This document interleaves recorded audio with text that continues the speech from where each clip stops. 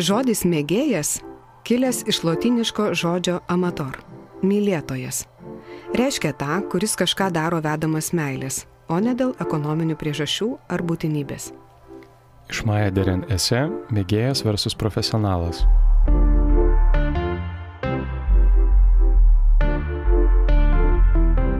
Čia tinklalaidė Kalba kvadratu ir laidos vedėjai Salvinija ir Aretas. Šio epizodo tema – reiškinys, kuris ne tik Lietuvoje menkai tyrinėtas, bet semiotiniu aspektu ir visai netirtas – mėgėjiškas namų kinas. Šiandien aptarsime jį neįprastu aspektu. Įsivaizduokite, kad tai, ką jūs filmuojate savo šeimos archyvui, savo paties atminčiai, kažkokiu būdu tampa reikšminga, tarkim, visiems gyvenantiems Lietuvoje. Kitaip tariant, sieksime paaiškinti, kaip namų kinas gali tapti kultūrinės atminties tekstu. Prieš leidžiantis į pokalbį iš pradžių dar norisi pažymėti ir namų kino ribas. Jos įvairiose tyrinėjimuose nustatomas gan paprastai, per mėgėjiškumo ir profesionalumo skirtį. Jei pats filmavimas labiau hobis, filmuojami kasdienybės fragmentai, naudojama siaura juosta, dažnai išgaunamas neaukštos raiškos įvairiais defektais vaizdas, tai laikoma mėgėjiškumu būdingu namų kinui. Jei atvirkščiai, filmavimas yra profesijos dalis, kuriami scenarijai ir pagal juos profesionalia kino juosta filmuojami pasakojimai, o sukuriamas vaizdas yra ne tik ypač aukštos raiškos, bet ir pasižymi, tarkim, fokusuota, gerai apgalvota kompozicija, lengva nuspėti, kad tai ir yra profesionalus kinas. Beje, drebanti kamera, loginiai siužeto šuoliai, prastas fokusavimas, per tamsus ar per šviesus vaizdas, siaura filmavimo juosta, sąmoningai naudojamos avangardinio ir eksperimentinio kino atstovų kūryboje. Todėl vertinant siužeto mėgėjiškumą, reikia atsižvelgti į visus aspektus kartu – demonstravimo aplinkybės ir auditoriją bei sukūrimo tikslus. Mėgėjiško kino tyrėjas Tomas Lutvegas pagal tai išskiria kelis mėgėjiško kino režimus. Pavyzdžiui, pirmas pasipriešinimo režimas, kuriam atstovauja socialiniai ir politiniai aktyvistai, kamerą naudojantis kaip maišto ir pasipriešinimo įrankį. Antras bendruomenės režimas, kuriam priskirti žmonės, save laikantys rimtais, organizuotais kino mėgėjais, kuriančiais vaidybinius, dokumentinius ar eksperimentinius filmus ir demonstruojančiais juos auditorijoms. Ir trečias namų režimas, kurio esminis bruožas kamera naudojama kaip atminties technologija, panašiai kaip šeimos fotoalbumas, kuriuo siekiama įamžinti ir perduoti šeimos atmintį. Tai yra fiksuojami šeimos kasdienybės fragmentai, autoriaus laisvalakis, kelionės, šventės ir panašiai. Labai svarbu, kad namų kinas skirtas žiūrėti tik namų aplinkoje. Kadangi jau apibrėžėme, kas yra namų kinas, pats laikas pristatyti ir šios laidos svečią, semiotikę, kuratorę, medijų edukacijos ir tyrimų centro Meno avilys rodymų srities vadovę, Vilniaus dokumentinių filmų festivalio programų sudarytoją Oną Kotryną Dikavičiūtę. Labas, Ona Kotryna. Labas. Kaip susidomėjai namų kinu kaip tyrimo objektu? Kuo tau apskritai svarbus kinas? Kinu tai domiuosi daug metų, kažkaip jisai visada buvo šalia ir man artimiausia turbūt meno forma. Mano domėjimasis namų kinu prasidėjo nuo domėjimosi eksperimentiniu kinu ir JAV avangardiniu kinu, tai ir Jonu Meku, ta pačia Maya Deren, kurią jūs jau minėjote, ir daugelio 60-ųjų metų kūrėjų, kurie laužė tuo metu nusistovėjusius standartus ir kūrė tokius kaip kontrjudėjimus kine. Tas man buvo labai įdomu ir po to pradėjau ne tik tai žiūrėti jų filmus, bet ir skaityti jų tekstus, tai ta Majos Deren citata irgi yra iš mano darbo ir šitas manifestas, kurį jinai sukūrė apie mėgėjiškumą, mane labai įkvėpė. Kai aš jį perskaičiau, tenai jį daug labai kalba apie laisvę, aistrą, apie tai, kad mėgėjai vis tik yra labiau privilegijuoti negu profesionalai, nes jų kūnas yra jų kūrybos įrankis, nes jų kamera yra tokia kaip jų kūno pratęsimas ir jie gali ją laisvai valdyti ir su ją visur judėti ir tai yra didžiulė privilegija, turint omeny tuometinės Hollywoodo sistemas ir tuometinę industriją, kaip buvo sunku gaminti tos filmus. Tai atsiradus tom mažom nešiojamom kamerom tikrai žmonių kūrybiškumas be galo išaugo ir mane visą laiką kažkaip traukė tokios kūrybos ir saviraiškos formos, kurių neriboja dar profesionalumo standartai. Tai taip maždaug atėjau iki namų kino. Ir dar gal vienas dalykas, kuris man labai rezonuoja asmeniškai, tai tokios, kad ten yra daug poezijos ir tokio efemeriškumo. Eksperimentinio kino kūrėjas Derekas Jarmanas yra rašęs, kad kiekviename namų kino epizode slypi rojaus ilgesys. Tai yra ilgesys kažko, ko mes niekada neturėjom, bet gyvenam nuolatos su tuo, kažkokia nostalgija, toksai sunkiai apibrėžiamas jausmas, ilgėjimasis kažko, ko niekada gal ir nebuvo ir neturėjom. Tai žiūrint tos filmus, tiesiog labai daug poezijos juose matau. Kaip gražu. Savo tyriamajame darbe tu pastebėjai, jog Lietuvos videomenas kildinamas taip pat iš mėgėjiško kino praktikų, tačiau namų kinas, kaip kalbėjome, irgi vis dar mažai tyrinėta medžiaga mūsų ar ne šalyje, bet kontradikcija tame, kad filmuojame telefonu dabar kone kasdien. Ir klausimas, į ką kreipiai dėmesį imdamas į tyrimą, kurio iki šiol kaip ir nebuvo. Ir ar universalūs kažkokie technologiniai lūžiai vaizdo fiksavimo srityje buvo tau reikšmingi, klojant namų kino kaip semiotinio kultūros objekto pamatus. Aš gal pradžiai patikslinsiu, kad ne aš kildinu videomeną iš mėgėjiškų praktikų, bet tai buvo Remigijus Venskus, kuris apgynė savo disertaciją apie Žako Derida dekonstrukcijos taikymą videomeno tyrimui.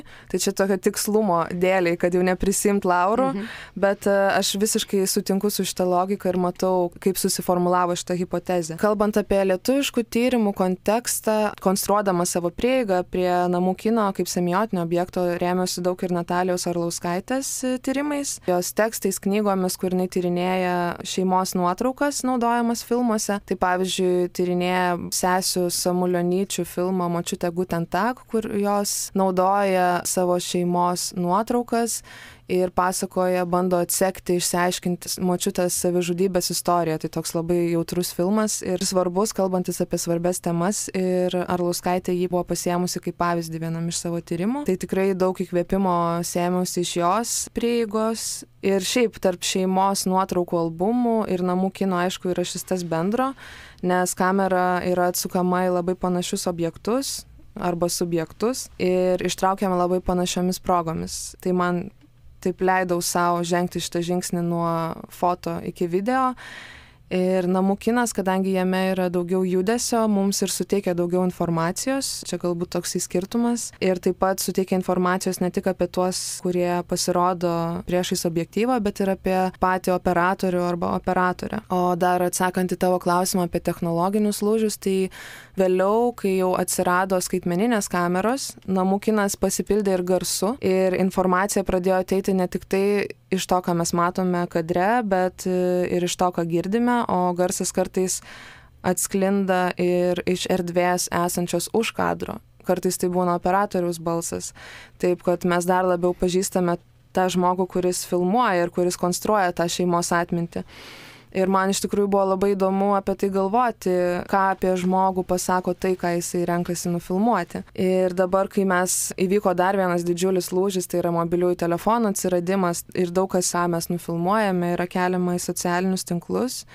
Tai tos informacijos apie filmuojantįjį mes gauname labai labai daug. Ir kalbant apie pačios medžiagos, kuri nufilmuota mobiliaisiais telefonais turinį, tai sakyčiau, kad čia jau galima brėžti tam tikrą ribą namų kino atžvilgių ir aš manau, kad tai, kas yra užfiksuota mobiliaisiais telefonais, jau yra kažkas kita. Dėl to, kad pasikeičia auditorija ir tuo pačiu ir filmavimo režimas ir kamera dažniau atsukama į pačius save, pasikeičia filmavimo funkcija. Ir galiausiai kai kuriais atvejais filmavimas telefonu tampa profesija, kaip yra su influenceriais, tai jau yra daug profesionalumo kategorijų ir standartų taikoma šitai medžiagai. Šitos ribos, aišku, jos visą laiką yra labai takios, bet aš manau, kad šitais kriterijais, kuriuos pavardinau, remiantis galima taip daugiau mažiau apsibrėžti, kas tas namų kinas ir padaryti šitą korpusą tokį suvaldomą truputėlį.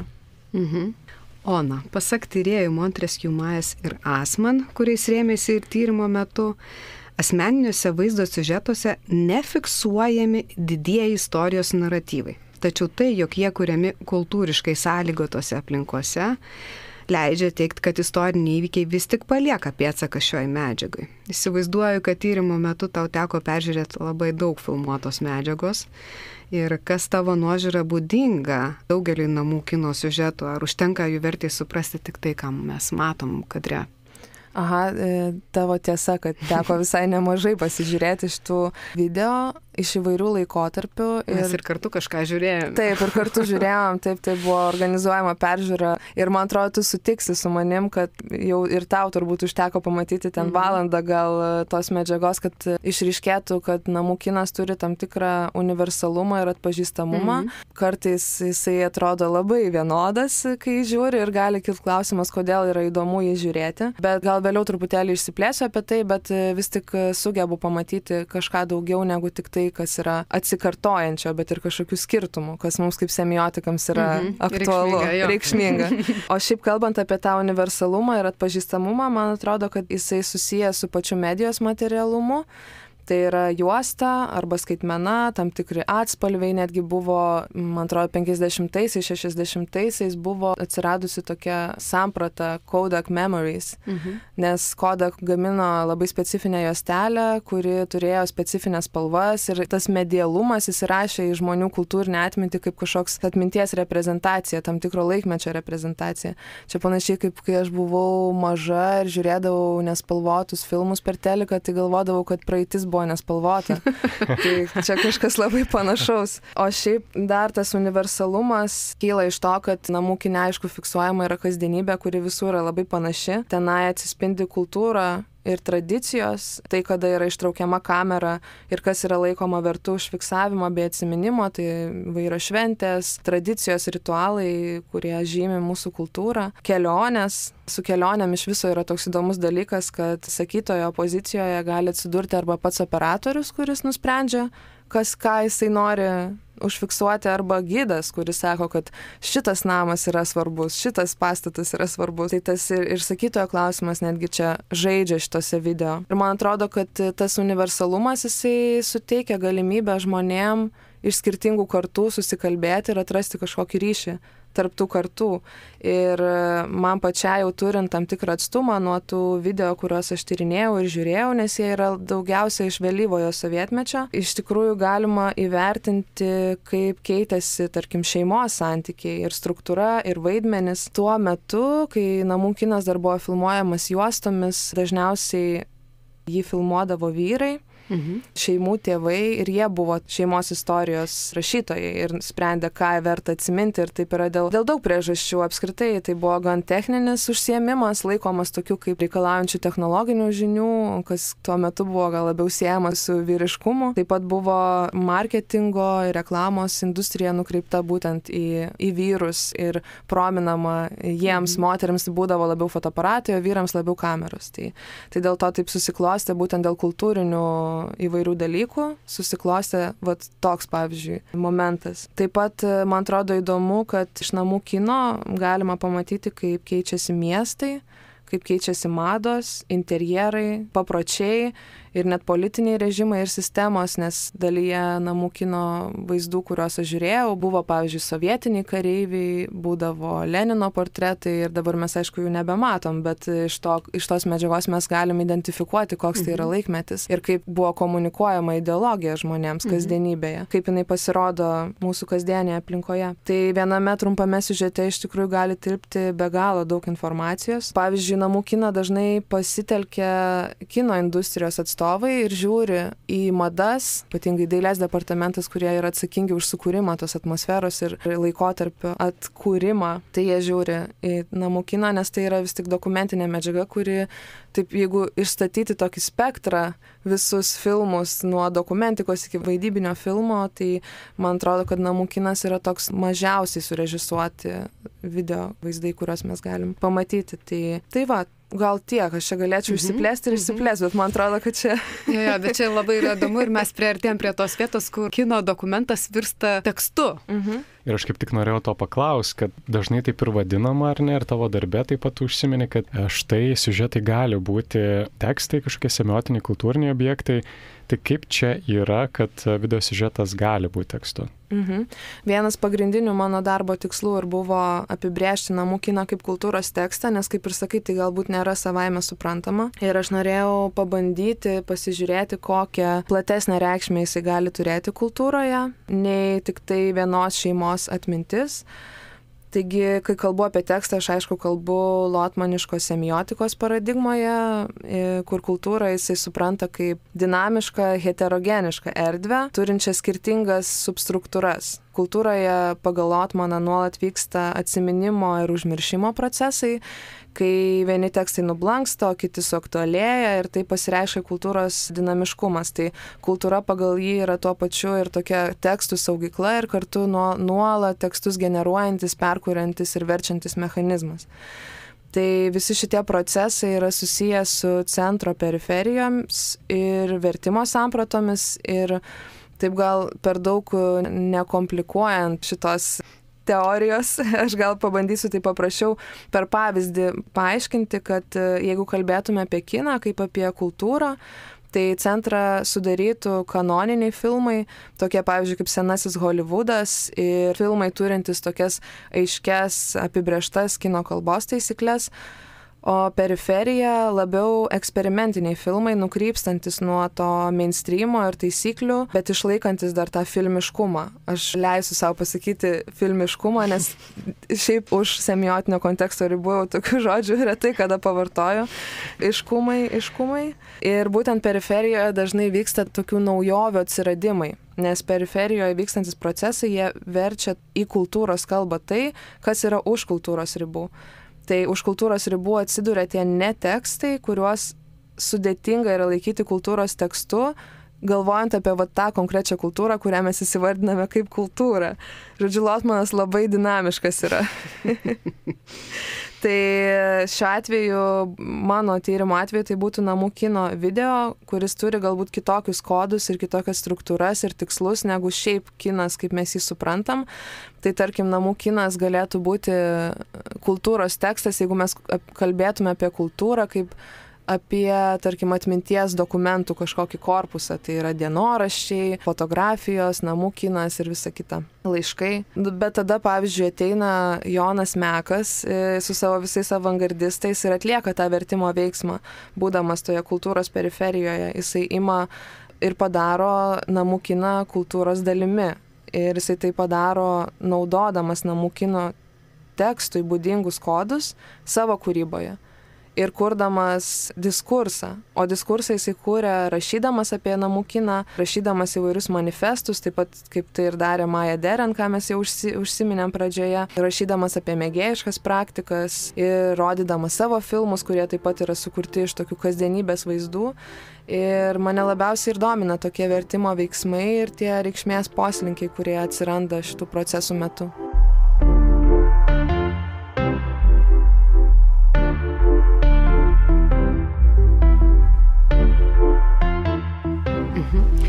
Tad čia labai svarbu ir klausytams pabrėžti, kad namų kinas, kaip tokia nufilmuota pačiam savo šeimos atminčiai dokumentas, jis dar netampa kultūros tekstu, jisai buvo kaip netekstas, teisingai, Ona Kotryna? Taip, jisai yra tokioj, galima taip įsivaizduoti, kaip tokia saugyklą, rezervuarą ir jisai jame yra potencialiai. Jis kultūroje dalyvauja potencialiai ir jį reikia kažkokiu būdu įreikšminti ir suteikti kažkokią formą, įkultūrinimo formą. Ir čia dar galbūt svarbu yra paminėti, kad Jonas Mekas yra vienas iš tų pavyzdžių, kaip tai galėtų būti padaryta. Tai, ką daro Jonas Mekas, filmuodamas kasdienybės fragmentus, yra tik tai viena iš reikšminimo formų, bet jų yra tų būdų įreikšminti ir netekstą paversti tekstu yra daugiau. Ir Ona Kotryna savo darbe irgi tuos būdus įvardina. Tai yra išviešinimas per mokslinius tyrimus, archyvavimą ar kitas saugojimo praktikas, parodų rengimą ar naudojimą profesionalioje meninėje kūryboje. Tad Ona Kotryna, būtent ši dinamika buvo tau svarbiausia tyrimo metu. Ar galėtum pateikti daugiau įkultūrinimo pavyzdžių Lietuvoje ir pasaulyje? Minėjai parodas, tai mane labai įkvėpė ruošiantis šitam magistriniam darbui Niujorko modernaus meno muziejaus didžiulė paroda skirta namų kinui. Jinai vadinasi Private Lives, Public Spaces. Ir jinai atsidarė 2019 metų pabaigoje, kai buvo likę tik tai keli mėnesiai iki karantino, kai mes visi užsidarėme savo namuose.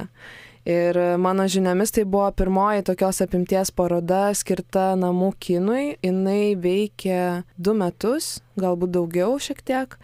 ir joje buvo pristatomi įvairiausi namų kino archyvai ir kolekcijos, bet buvo ir žinomų žmonių, ir menininkų privatus archyvai. Tai iš tokių žinomesnių visiems tai būtų Charles Chaplinas ir Dali. Tai labai įdomu buvo, dalis iš tų filmų buvo prieinami online, tai buvo tikrai įdomu pamatyti, kaip ta atrodo kasdienybė šitų žmonių. Ir iš tikrųjų labai jaučiasi, kai namų kiną filmuoja artistai. Ir artistiški žmonės. Taip. Jisai truputėlį kitaip atrodo. Pavyzdžiui, Čarlio Čaplino namų kino juostose būdavo viskas labai sustatoma. Ir šeimos nariai, ir draugai kaip kompozicija būdavo... paveikslė?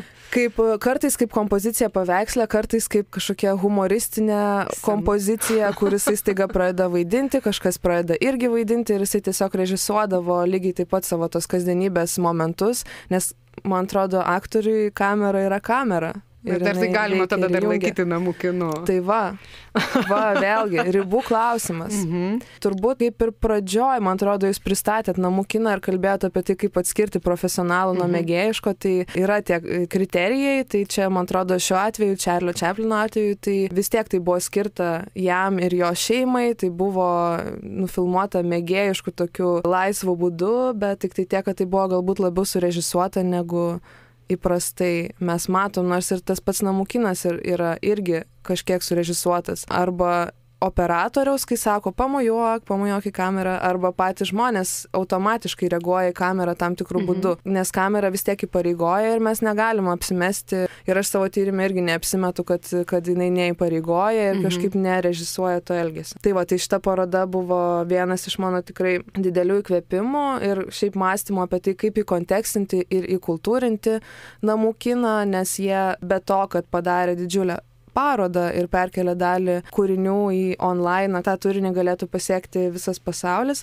bet jie taip pat ruošia ir trumpus tokius siužetus, kaip žiūrėti namų kiną. Tokias instrukcijas, how to, į ką atkreipti dėmesį, ką tai reiškia, kas tai per objektas ir taip toliau. Tai tokie irgi edukaciniai. Namų kinas for dummies. Kažkas tokio. Ir įdomu visai, ką ten patarė, gal kažką irgi atsimeni iš to sąrašo. Daug ką iš tikrųjų ir aš pati kalbėjau šiandien ir man atrodo mes dar toliau aptarsime, bet turbūt ryškiausias toksai dalykas yra, kad žiūrint namų kiną, tu jauti tą universalumą, jisai tavo žvilgsnį kažkaip įtraukia į privačios atminties režimą. Jis tave verčia tapatintis iš karto, nes tau tai yra tekstas, kuris, kai kurie tyrėjai sako, tai yra tylusis tekstas, kurį reikia užpildyti savo turiniu, nes jisai yra anoniminis. Mes tų žmonių nepažįstam, išskyrus, jeigu tai yra žvaigždės, bet vis tiek mes jų kaip žmonių nepažįstam ir visą tai, ką mes matom, mes turim kažkaip perdirbti, perkontekstualizuoti, persukti per kažkokią savo prizmę, kad mes galėtume tam sukurti kažkokią reikšmę. Ir dažnai, pavyzdžiui, tyrėjos, kurios dirba su šeimų nuotraukų albumais, tai kalba apie, tarkim, albumo prakalbinimo veiksmą, kas tinka ir namų kinui. Galima atlikti tą tokią atminties darbą su namų kino medžiaga ir žmonės, kurie tą daro, kur tu žiūri anoniminę medžiagą ir jinai tau pradeda kalbėti ir priminti apie tai, ką tu pats išgyvenai savo istorijoje, ką išgyveno tavo tėvai, ką išgyveno tavo seneliai, ir tai priklauso nuo tavo žinių lygio, kiek tu žinai apie savo istoriją, tiek tau ta medžiaga gali atsiminimų ir sukelti, tiek tu į ją gali užpildyti tais savais atsiminimais, ir jinai jungia šitą asmeninį žvilgsnį visada. Įspūdinga. Įdomu, man irgi šitas momentas labai įdomus buvo. O dar klausė apie įkontekstinimo ir įkultūrinimo pavyzdžius Lietuvoje, tai kalbant apie ekspozicijas ir kažkokį viešą rodymą, tai aš Vilniaus dokumentinių filmų festivalyje turėjau programą namų kinui ir turėjau tokią nedidelę ekspoziciją.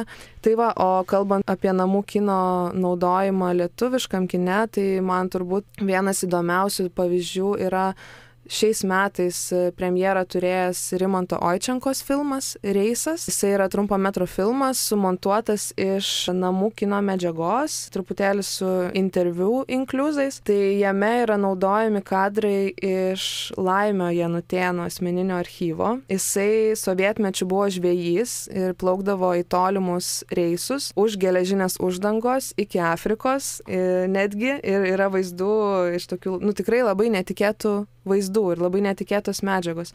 O šitas žmogus dar gal toks įdomesnis faktas, kad po to, kai jisai buvo žvejys 20 metų, jis dar 20 metų pylė Liepkalnio kalną. Dėl to, kad jam norėjosi, jam Vilniuje trūko vietos slidinėti ir jisai nusprendė padaryti Vilniuje trasą ir jisai yra Liepkalnio trasos autorius. Nieko savo. Tai va.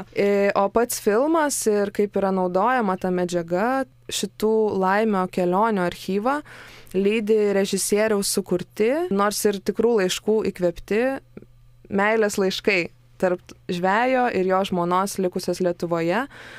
Tai kalbėjome su režisieriumi, kad pats Laimis tikėjosi tokio herojiško filmo apie žvejybą ir apie keliones, tokio epo, o Rimantas visoje toje medžiagoje pamatė meilės istoriją ir labai įdomu šiuo atveju, kaip susiduria du subjektyvų žvilgsniai ir dvi subjektyvos interpretacijos. Filmo centre atsiduria meilės istorija ir ta mėgėjiška medžiaga tos mylimuosius tarsi atitolina, nes geografiškai jie yra skirtingose vietose, bet laiškai, tai yra užkadrinis balsas, juos nuolatos suartina ir rodo jų ryšį.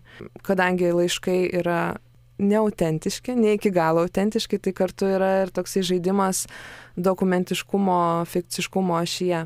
Ir mes galim kalbėti apie tai, koks skirtumas yra, ar jie tikri ar netikri.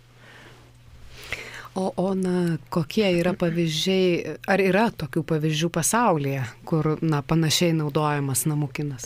Taip, tikrai daug. Iš tikrųjų pasaulyje labai daug yra filmų, kuriuose naudojamas namų kinas ir tai jau yra visai sena praktika, gal pas mus tik vėliau visa tai atkeliauja, bet šiaip tai tikrai užsienio kūrėjai štai jau seniai daro, ypatingai aš kadangi dirbu dokumentinių filmų festivalio programų sudarytoje, tai man pradėjau tai daryti karantino metu, tai man kaip tik tuo metu teko labai daug filmų žiūrėti ir aš pamačiau tokį trendą, kad labai padaugėjo filmų, kurie naudoja savo šeimos archyvus.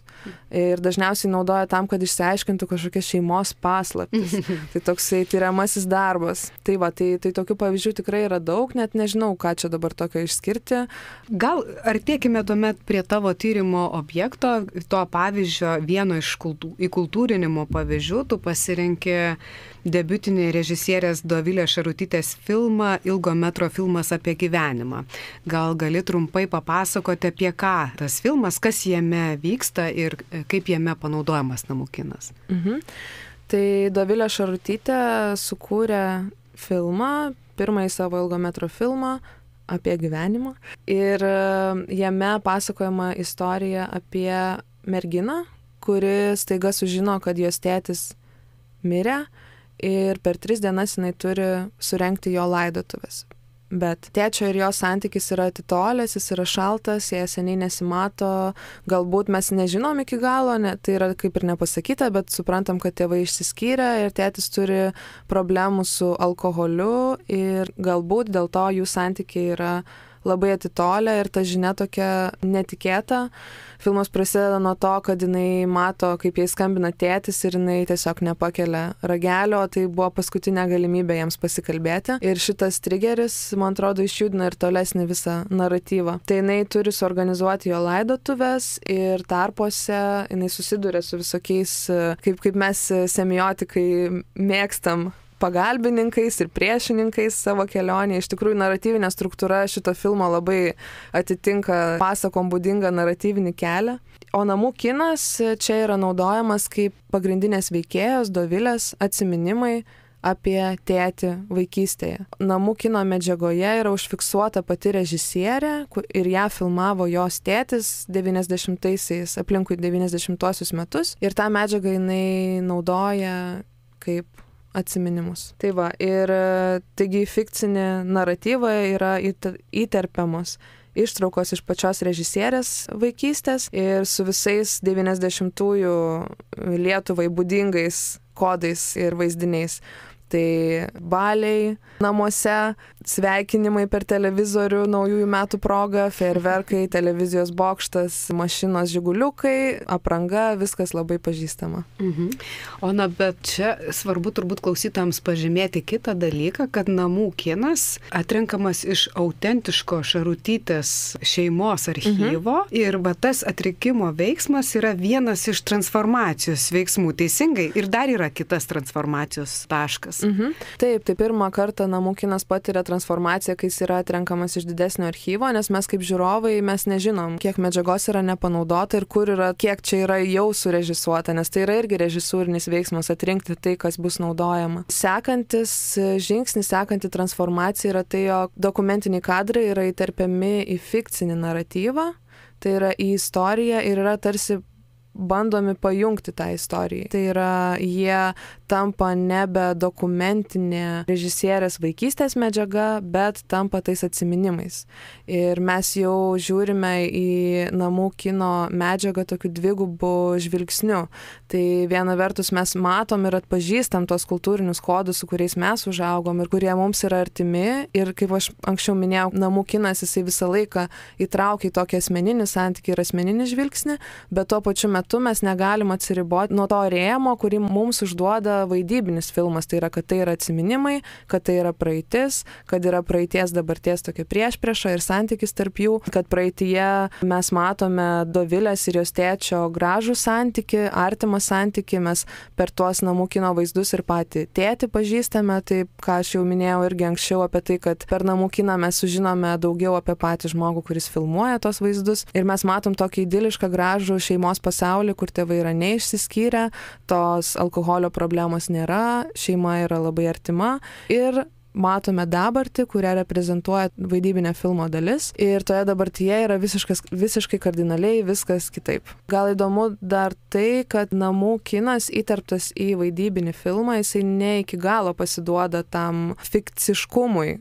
jeigu galima tai pasakyti, kad jisai, tas naratyvinė filmo dalis, ta fikcinė filmo dalis, vis tiek persimaišo su dokumentiškumu.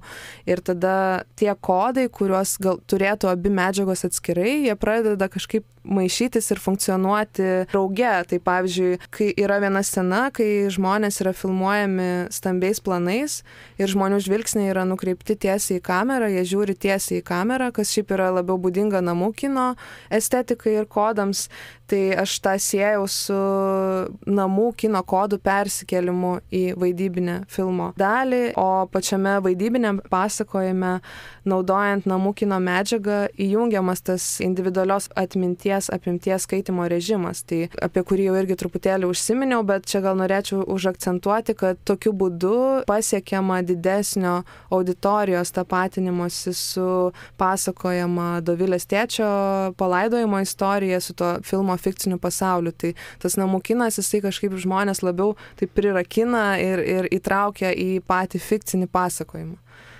Taip išeina tada, kad namų kinas labai įdomiai veikia tiems, kurių medžiaga yra panaudota, ar ne? Čia kaip ir autokomunikacija gaunasi kaip mekas, kad filmuoja, ne tarsi savo, tarsi ne savo, tarsi paskui reflektuoti, sugrįžti į praeitį, bet žiūrovams, kurie nėra niekaip susiję su ta medžiaga, kuri yra rodoma, namų kino medžiaga, kuri yra rodoma, jie tiesiog užpildo kažkokiais savo turiniais. Ir tada yra filmo pasakojimas ir dar tie turiniai, kuriuos aktyvuoja mano sociokultūrinė patirtis kaip žiūrovo. Būtent. Tai toks įdomus dalykas. Paradoksas turbūt, kur tiesiog vaidybiniam filme turbūt sunku tą išgauti. Jo, aš visiškai sutinku. Ir iš tikrųjų, kai pradeda veikti namų kinas, auditorijos gali turėti labai, taip teoriškai, auditorijos gali turėti labai skirtingą patirtį. Nes tarkim, Dovilė Šarutytė ir jos kūrybinė komanda, jie galbūt žino, kas liko nepanaudota. Jinai ir jos šeima asmeniškai pažįsta tėtį, tai jų žvilgsnis į visą filmą ir šitą medžiagą tame filme jau yra dar kitoks. Mums ta šeima yra kaip ir anoniminė, bet mes atpažįstam visus kultūrinius kodus. O žmonėm, kurie nebuvo Sovietų Sąjungoje ir kurie yra ten, nežinau, iš Amerikos, iš vakarų Europos, iš Azijos, jie galbūt visiškai nenuskaitytų labai daug kodų ir labai daug tokių inside dalykų, kuriuos mes suprantam. Tai tas filmas gali vieną reikšti šitame kontekste ir visai kitaip susižiūrėti, pasimatyti kitame kontekste. Dar čia klausytams verta pažymėti, kad namų kinas dažnai turi laiko žymą, tai ten režisierius irgi gali su tuo labai sąmoningai žaisti, kokią datą parodyti, ar ne? Ir ten yra toks bokštas, gal Ona gali papasakoti apie tą televizijos bokštą. Taip, ten yra tokia labai graži scena būtent iš namų kino medžiagos, kur Dovilė sėdi mašinoje ir tėtis, jisai filmuoja televizijos bokštą ir tada pasuko kamerą 90 laipsnių kampu ir sako, o, žiūrėk, nugriovėm bokštą. Ir tada vėl atsuka atgal ir sako, va, pastatėm atgal. Kadangi tai buvo filmuota, man atrodo, 91 ar 92 metais, nes yra būtent data, jo laiko žymė. Šitas toksai bokšto nugriovimo ar atstatymo naratyvas toksai jau susišaukė su to meto mūsų istoriniais įvykiais. Tai toks, atrodo, nežinau, kiek sąmoningai tas buvo daryta, bet kadangi autorius miręs, ne, kaip mes jau išsiaiškinom semiotikos studijų metu, tai galim sau leisti interpretuoti ir platesniam kultūriniam, istoriniam kontekste.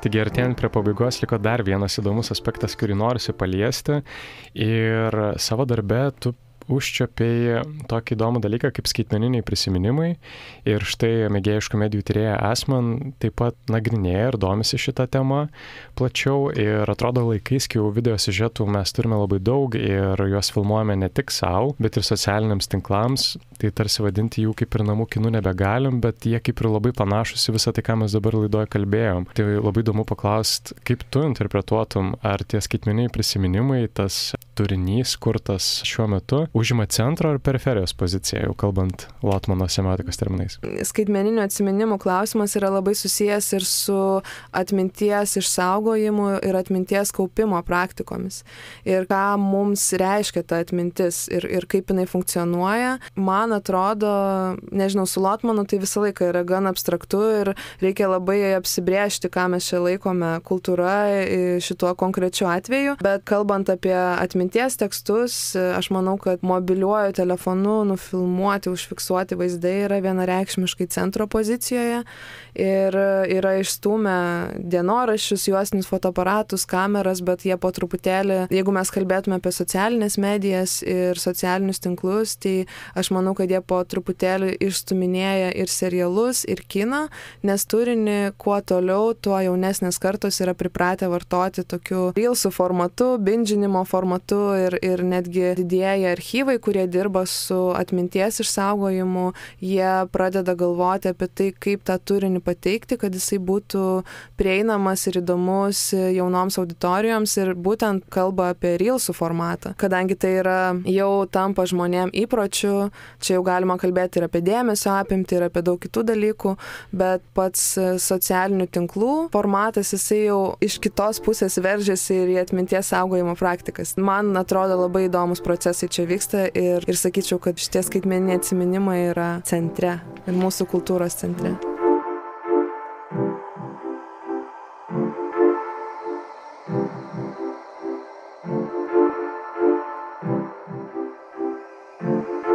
Išnarplioti prasmę. Šis laidų ciklas sukurtas taip, kad jo pabaigoje bent vienas įprastas objektas įgytų bent truputį kitokią prasmę. Kaunas, 2015. Profesionalus menininkas, gatvės meno festivalio Nikoka organizatorius Tadas Šimkus ant vieno iš Kauno pastatų perkelė 7-metės Gabijos piešinį. Ne tekstas virto tekstu.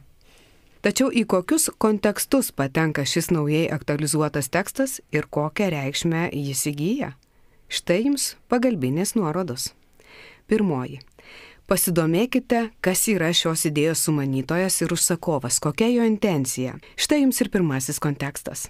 Antroji. Pastatas, ant kurio sienos perkeltas šis piešinys, yra Nemuno gatvėje. Kadais jį vadinta Klaipėdos, vėliau Nemuno, o kauniškių neoficialiai praminta Nuodėmių gatve. Pasirinktas pastatas ne tik yra šioje gatvėje, kuri beje patenka į kultūros paveldo zoną, bet geografiškai arti istorinės prezidentūros.